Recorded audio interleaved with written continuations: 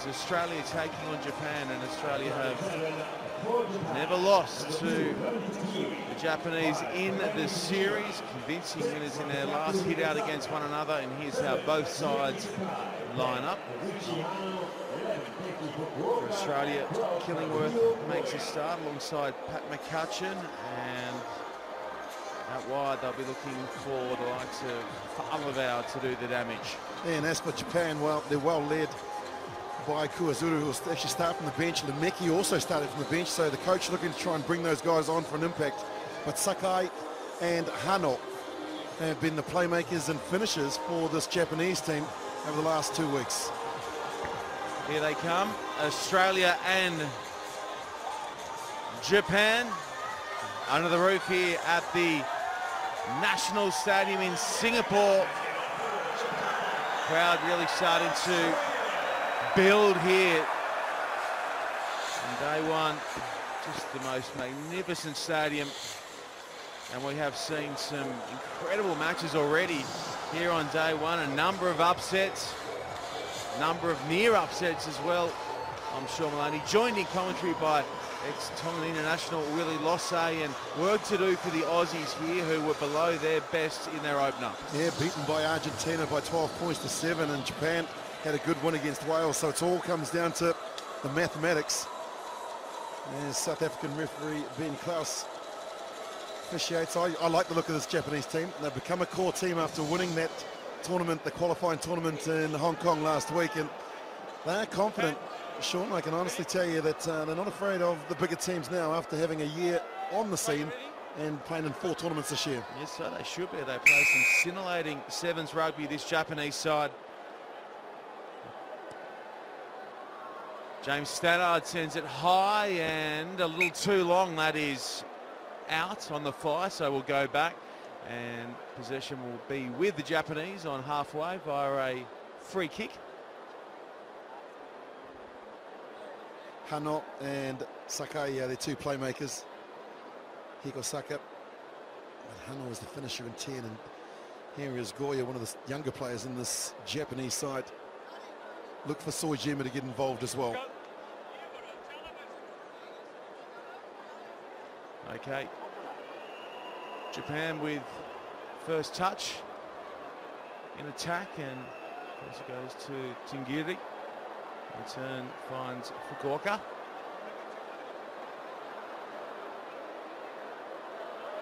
Standing on that is Soejima.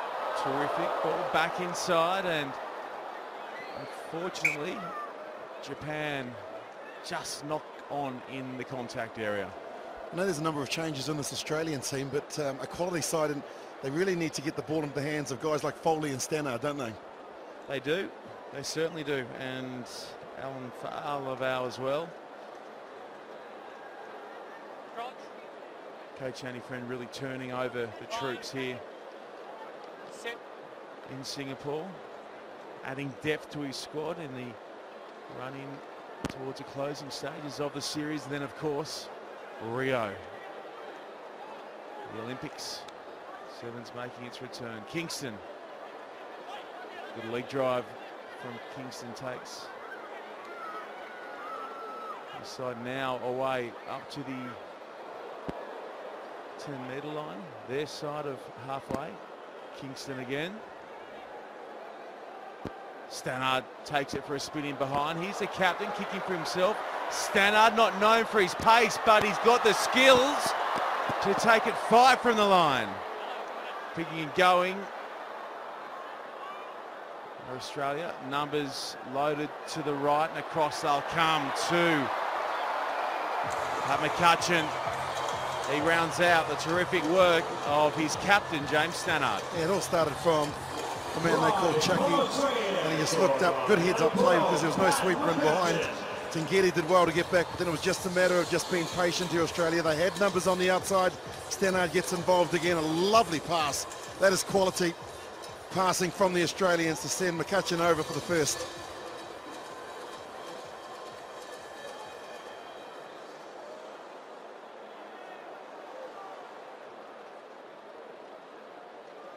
Stannard looking for the extra 2, and that slides past the right hand upright.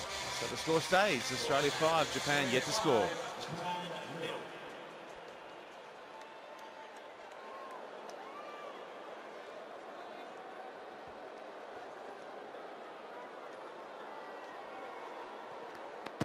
Stannard, that one more to his liking. Good chase from Foley, goes right over the top. Japan do well to hang on to the ball there, and now can launch. Going through the arms there was Hunnell.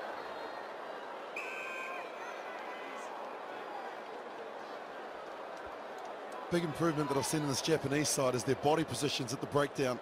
In the past, they'd go there and get blown out of the way by the bigger opposition, but they're now technically a lot more sound there and targeting where the player is, and also making sure that they support their own body weight. So that's a good penalty, and that's a lovely kick as well from the man that took it from the kickoff, Sakai.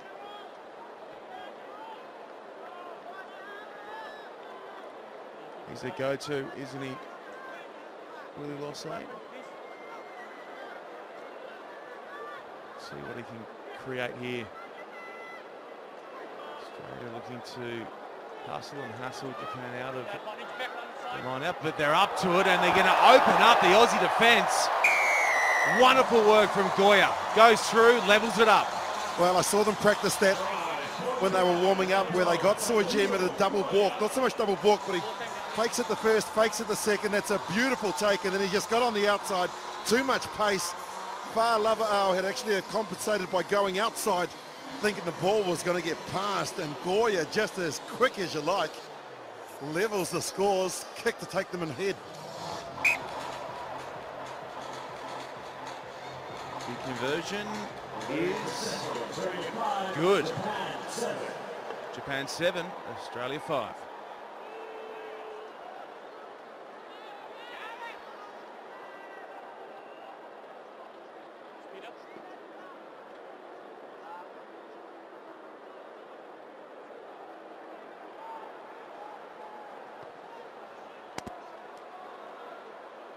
Sakai goes deep. Stannard's back there to bring that one in, and more pressure at the breakdown from Japan. Aussies are up to it now with Fa'alavau. Over the top he goes. And Kingston, and then linked again on the inside.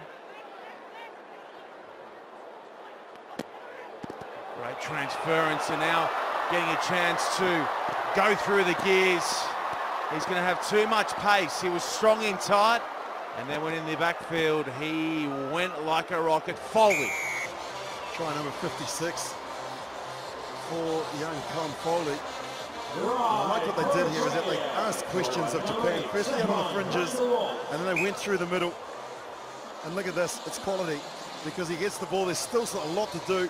So Soejima had overcompensated. Hano went high, and you go high on a man like this, you're always going to come off second best. And as you mentioned, he hardly got out of second gear from the 22 in.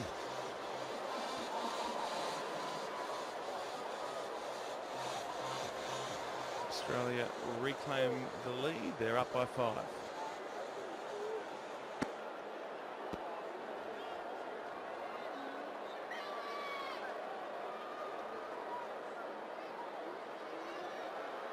In the stroke of half-time, what can Japan do? Just dummy it. And try and open up Soejima. No, he will instead trail the flying. Fukuoka dives, catches the chalk. Catches the chalk. Oh, he wants to go upstairs. He won't get that wish granted, and at half-time, scores will stay 12-7. What a chase, though. Oh, I'm not sure he got the foot out. I think the foot was up in the air. The referee disagrees, and they've gone to the break anyway, but what a chase, what a run. You reckon he was good? I think you might be right, Willie. I think you might just be right. Half-time. Australia 12, Japan 7.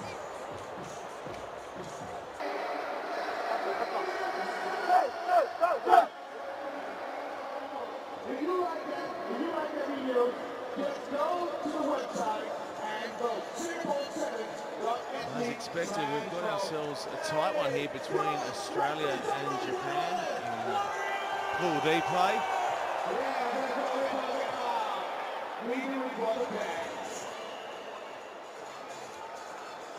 Lord Killingworth, labelled as the weirdest teammate in the Aussie 7 squad by the captain, James Stannard, in the week. Second half action. About to play out for you folks, wherever you are watching on around the world. Hello, welcome to you catching the Singapore Sevens in Australia via Fox Sports. Good afternoon to you in Japan as well. We trust you are enjoying our coverage. It has been terrific way to kickstart this party in Singapore. Yeah, it really has. And the crucial point was just before the break there, where Japan thought they'd scored. Now Japan need to score next, Sean, to stay competitive. I've spent a bit of time in Japan, so I understand their mentality that they drop their heads, it's game over. For Arlavau on the wrap to Winterstein on the field. Oh, this is good to watch. Big Frankie charging up the park. Just carrying the ball in one hand and doing it easily. Foley back on the inside, hungry for work. Now to Arlavau. Winterstein is looming wide. I'm pretty sure that went forward out of the hand, and we'll go back for the scrum. He's a big player, isn't he? Big time player.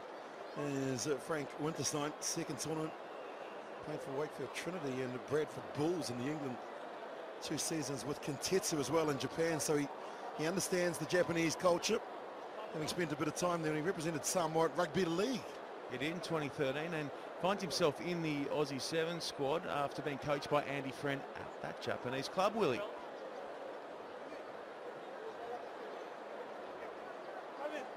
So Myers makes his way onto the field. Let's get it steady immediately, okay? Steady immediately, foot down till the ball comes in. Crouch.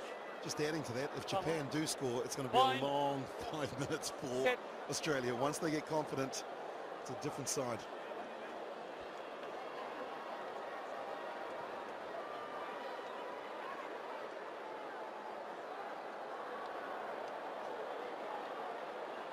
Japan happy to push the fringes and look for a mismatch and some room, and they're finding some here as well. It's a big tackle that had to be made, and it was delivered forcefully. Thunderbolt made the shot. Now Stannard's going to have to get on his bike and get moving. He's going to have to get moving real quick because a man on the outside soccering ahead and scoring a spectacular try for Japan. He's Goto Subarashi Goto-san. Goto gets it done for the Japanese. Great heads-up play again from Sake. There's the kick. It was actually Toyoshima who's come on the field, and that's beautifully weighted. And then this is all about heart. Nothing but heart gets you to that point to put it over the chalk line and to slam it down. Japan back, they've tied it up. This to take the lead.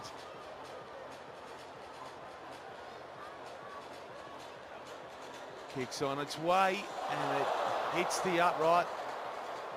No good.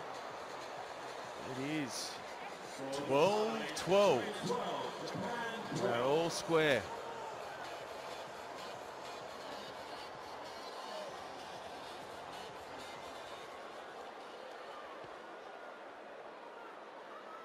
Forward to run on this one. Foley takes that easily. In goes Stannard. Now the Flyers on the field for the Aussies. John Porch in the 11. Can Mota.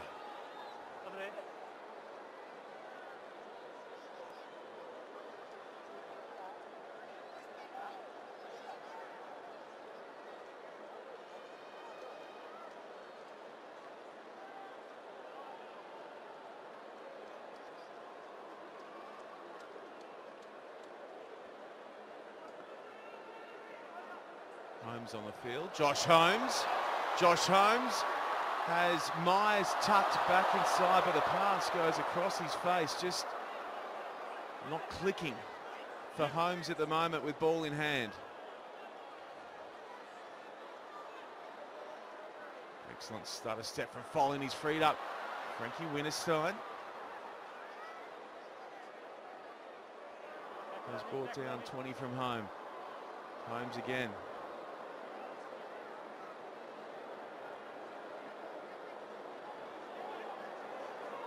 Myers. There's Porch outside. Myers.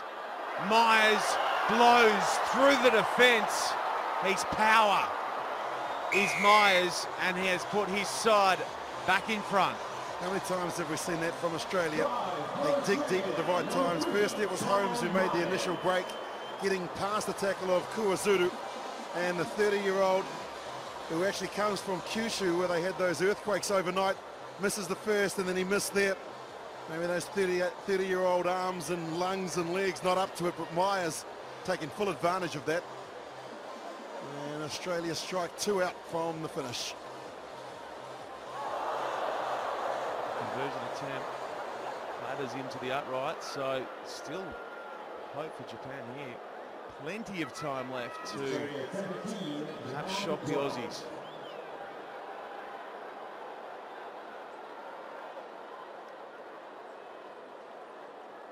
Well, this is the most important kickoff for Japan if they want to draw or win this game. They need to get possession here. If Australia get it, they'll play the clock down.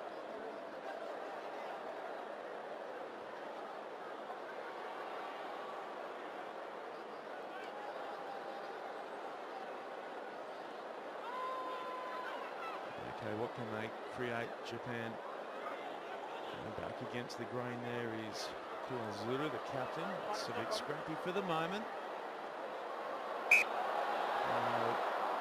Referee Ben Krause has found a knock-on against Australia in there, so they'll pack it down and Japan will feed.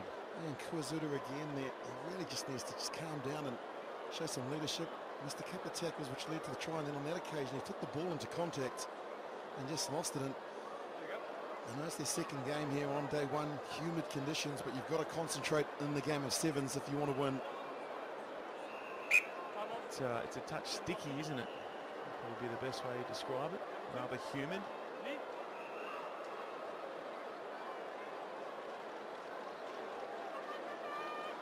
Let me just remind I like you the about rule that World Rugby have brought into about the 5 changes that you can make now, that you can take a player off and bring him back on. There's Goya, who scored the first try. He's now fresh. He's come back on. Can he make an impact? Okay, Japan go to their money man, Sakai. Almost got his nose through the line, was almost off and gone. Still, his side maintained possession.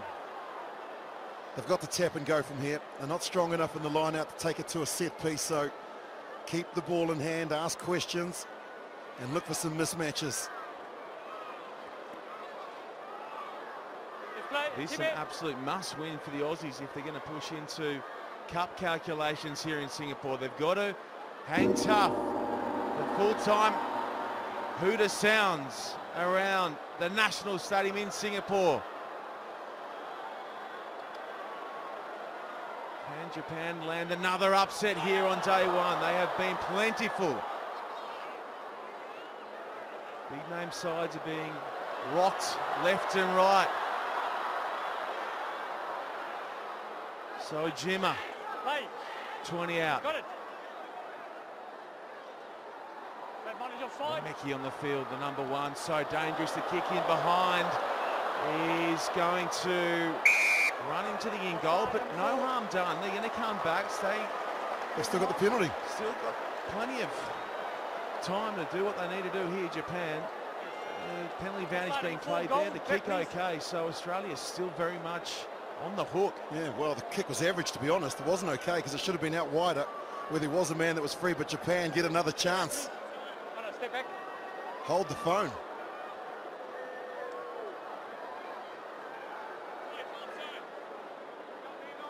Okay, here we go. Japan looking to rock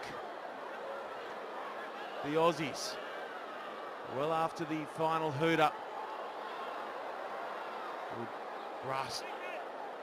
Some tackle there from Australia now. They hustle by Kingston. Oh, he leapt at the ball. He's forced an error from Japan. And Australia get out of jail. We're alive on the cup front. Only just. Winners here, 17 points to 12.